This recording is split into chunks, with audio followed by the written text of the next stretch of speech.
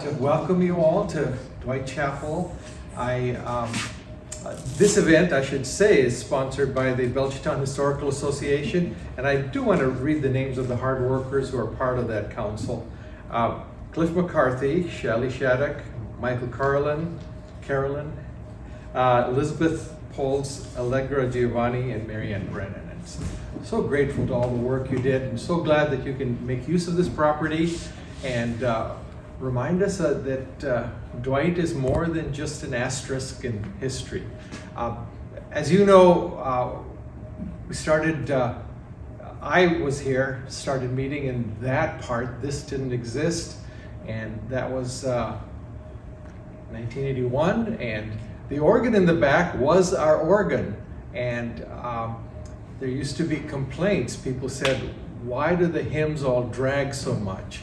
And because they were playing so slowly, and finally, when I talked to the poor woman who was playing, it said that I just can't bump any faster.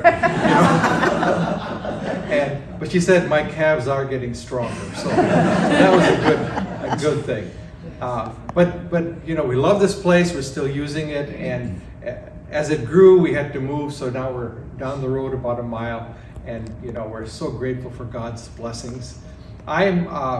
I'm just happy to welcome you all, and I hope you have a wonderful day. I know people will if it's anything like last year, people will keep streaming in and out, and it was just a wonderful celebration, and I think it will be again.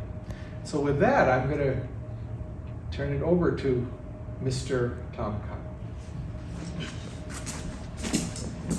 Hi, I'm Tom Stockton, President of the Belchertown Historical Association, and on behalf of the association, welcoming you to this wonderful second Dwight Day celebration. When I was growing up, we knew that there was this little area with Dwight Chapel called Dwight Chapel, but even then there wasn't such a realization that years before there had been a whole village here with its own unique life and its own unique history. Although I did know people from town who remembered Pansy Park. My next door neighbor that I grew up next to, Irving Hislop, bought his cousin was Beverly Jackson, married name was Beverly Jackson, and he bought her. She had her first orange soda at Pansy Park. He bought her first, and so little stories like that you would hear. So we knew this was a wonderful region of town, and that it had had a life before it turned into just Route 9 on the way to Amherst. But so we're very excited to have this day to celebrate the history and the culture and the society of the people that were here. And I want to welcome you all to this celebration, and I hope you have a wonderful time. Stop by the Stonehouse's booth. The Historic Association has a little booth outside where we have some items for sale, or you can pick up one of our program booklets, which are free. And I hope you have a wonderful day, and thank you all so much for coming. So here's an example. For the coneflower is Echinacea purpurea. But if it's a cultivar, it's going to have something added on in quotes, like powwow white or Cheyenne spirit. And it may just say Echinacea, it might say Echinacea purpurea, but that's your clue. If you see this stuff in quotes, it's a cultivar. And it's a native tree, and underneath the tree is a garden with native plants. And the garden should extend out to the drip line of the tree. And the reason is, as I mentioned, there's tons of insects in those tree leaves if it's a native tree. And they're chomping away, they're reproducing, they're living their lives. And then come fall, they need to drop down. Some of them will stay in the tree, some of them cling to twigs, but the majority of them, the ones living in the leaves, drop down to the ground, and they want to stay there where they fell.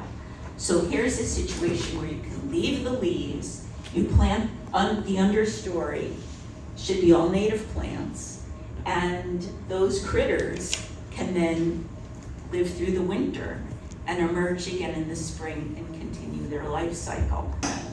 It's a huge, huge boon to our ecology.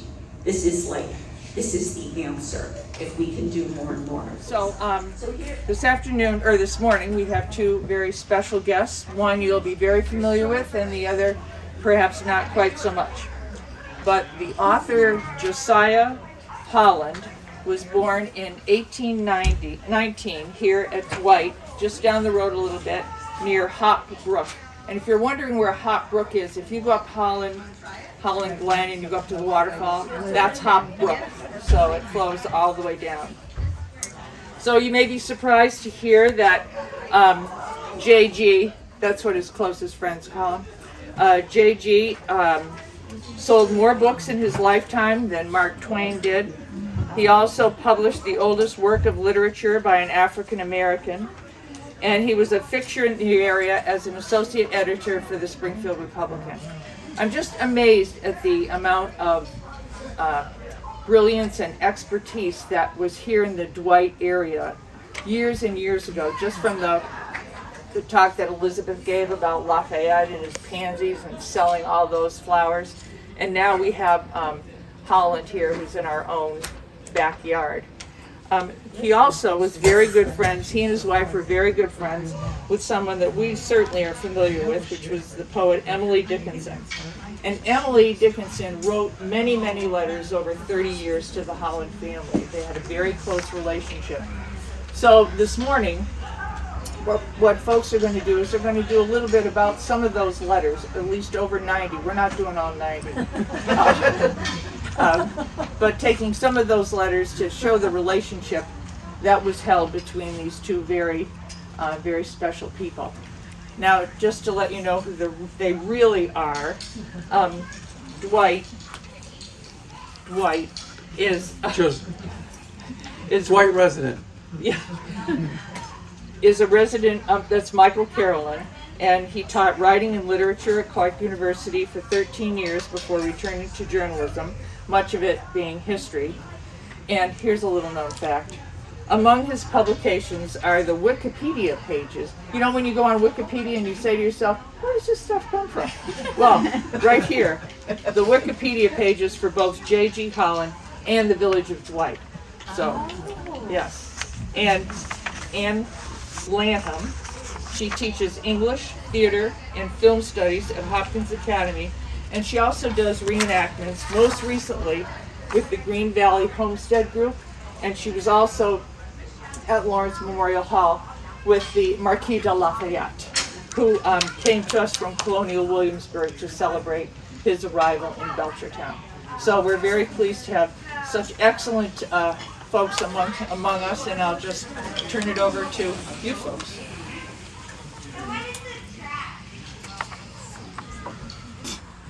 Way before all that, Emily grew very fond of my family and I. Across more than 3 decades, from 1853 and 1886, she wrote letters. There's more than 90 in existence. There's more than that we know probably that have been destroyed. However, her and her sister also visit us in our home in Springfield. She packed these letters with the details of life, the status of the garden, the health and the activities of the household, references to recently read books. Indeed, Emily addressed my wife as sister. The Hollands were the finest family that I ever met. I had so many pent-up emotions. The dam had burst and overflowed into my letters. I poured them out, most often afraid that I might become a burden to them. But no, there they were, the most romantic and mature and accomplished and sensitive couple in all of New England. Mrs. Holland, who I often called sister, she was one of my dearest friends and had the most balanced of natures. I loved her so. She guided the flood of my affections, helped channel them into loyalty, understanding, and properness. So this is how we came to know one another. I'd been at the Republican for just 2 years when I went up to the college down here in Amherst, and I got an honorary degree. The treasurer of the college, Emily's father, invited me over to the house. And I was in a dark dress, of course, not even 21 years old. He was strapping with a barrel chest and a deep tenor. You don't have that one anymore. And I said the family read him with a relish. Sissy Vinny blurted out that I wrote, so he said, please send us a poem. And I did. Yes, Sam and I did publish you a few months later. In fact, I believe it was February of '52, if I'm not mistaken. Of course, we changed a word here or there for the newspaper. And the title. Your first line was in Latin. We're not going to publish Latin in our newspaper. We retitled it simply A Valentine. Ah, I remember that. Whether it was Sam or I who was responsible for printing those 7 poems, the only ones you ever published when you were alive, and of course without your name on them, no one knows who was the responsible one. It was me. It seems long since we have heard from you, long since how little Annie was, or any one of you, so long since the cattle show, when Dr. Holland was with us. Oh, it always seems a long while from our seeing you. And even when at your house, the nights seemed much more long than they're wont to do, because separated from you, Emily. And of course, one of your favorite subjects, Emily, as was mine, religion. The minister today, not our own minister, preached about death and judgment, and what would become of those, meaning Austin and me, who behaved improperly. And somehow the sermon scared me, and Father and Vinny looked very solemn, as if the whole was true, and I would not for the world have them know that it troubled me. But I longed to come to you and tell you all about it and learn how to be better. He preached such an awful sermon, though, and I didn't much think I should ever see you again until the judgment day. And then you would not speak to me, according to his story. I read your letters out loud to Miss Holland. You sent her a famous gingerbread recipe, yours, I believe, as a consolation. For she could still enjoy the delights of sweets even as her vision failed. You enclosed your recipe, which Annie, Katie, and Teddy, of course, relished. I am pleased that the gingerbread triumphed. I'm happy to share my recipe with you. Mr. Holland, if you would be so kind. And while Dr. Holland is passing out my gingerbread recipe to all, feel free to ask any questions to Dr. Holland or myself, if you would like. But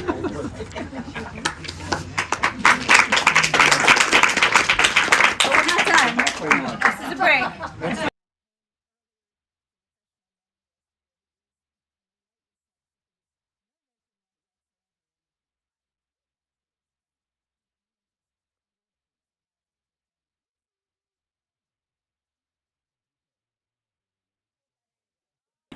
This is the Belchertown Dwights, and Justice in the year 1769, because he was the eldest surviving son of Nathaniel Dwight, who plotted Belchertown. He was the eldest surviving son at this point. His brothers had died of a variety of diseases. A couple of brothers died. His father gave to him some land right over here where we were by the Dwight Chapel. I think it was 1 square mile. He was a young man, and he said, I don't really like the church in Belchertown, the Congregationalists. There was great contention there, he said. And so he came up to this wild area. As you can imagine, it's mountainous, there's 3 streams that were rushing at the time, and he built himself a log cabin with a very young family. His youngest daughter died in the year, maybe it wasn't his youngest, it was the daughter Sarah. I think this might be her stone. We believe this might be the first stone in the cemetery. It was 1785. his daughter died. He was buried here. His parents are down in the South Cemetery in the middle of town. His wife, the Lamb family, is here. Clara is here. But they're really the only Dwights in the cemetery up here, even though his son and grandson spent a lot of time here at the farm. The beautiful house at the intersection of Goodell and Federal, the Italianate flat roof blue house. Beautiful, yes. That was Justice's grandson, Harrison Dunbar Dwight, who the Dwight Station was named after because he was the first station agent. And there was a more beautiful house there than the one there, and it burned in the year 1870. It burned to the ground. But Harrison, in his old age, said, we'll rebuild right away, and they rebuilt the one that's there today. And that was built around 1870. And then Harrison died in 1877. The house went up for sale, and voila, we need another station agent for the wonderful Dwight train station. And who would come along but Lafayette's brother, Wesley Mechalon. How do you pronounce the middle name? Melachion Goodell, another Goodell. And Wesley was a really wonderful man. He wrote for the Republican. He wrote a lot about the history of Dwight for the Republican. And he became the agent for I think it was the Central Vermont at that point, had bought the railroad. But his whole claim to fame when he died was he was the longest employee of the Central Vermont Railroad for 36 years or something. He was also the postmaster. And he was the postmaster in the little post office we had here in Dwight. Where was the train station? The train station, as you cross the bridge heading into Belchertown, not the bridge, but the railroad tracks. Right. You cross on Federal, the railroad tracks. If you look up to your left, you can imagine the postcard. There's a postcard showing it, but that's from the angle of the postcard, the famous postcard. The station was on your right, and the water tower was on your left.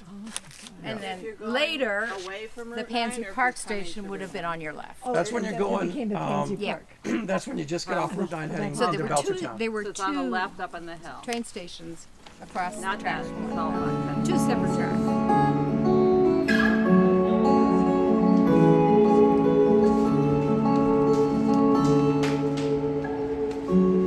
Everybody's in their places with plastic buckets and hopeful faces, padded stools and a couple glasses, one for liquor, one for ashes.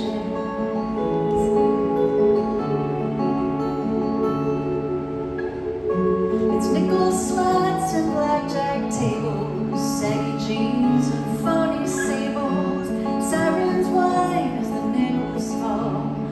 Again, bet it all.